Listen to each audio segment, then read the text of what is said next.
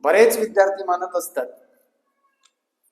की सर तुमचा प्लॅन काय आहे, पुढे विद्यार्थ्यांना कशा पद्धतीने मार्गदर्शन करणार आहात.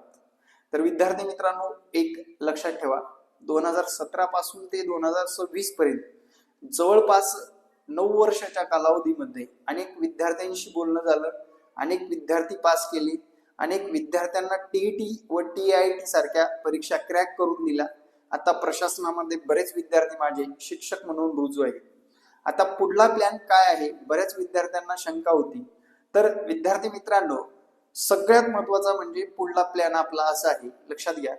पहिला मुद्दा म्हणजे तुम्ही आगामी काळामध्ये टीईटीची एक्झामची तयारी करताय, आतापासून चालू करा.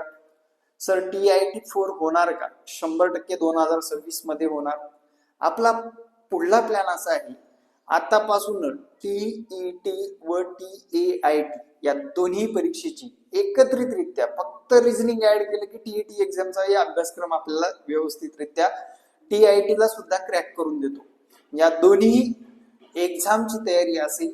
दुसरा मुद्दा म्हणजे सर्व विषयाच्या नोट्स असतील, पर्सनल मार्गदर्शन असेल, वीकली टेस्ट असतील, सर्व विषय तज्ञ लोक शिकवले जातील, सर्व विषयाच्या प्रिंटेड हव्या असतील तर नोट्स सुद्धा दिल्या जातील.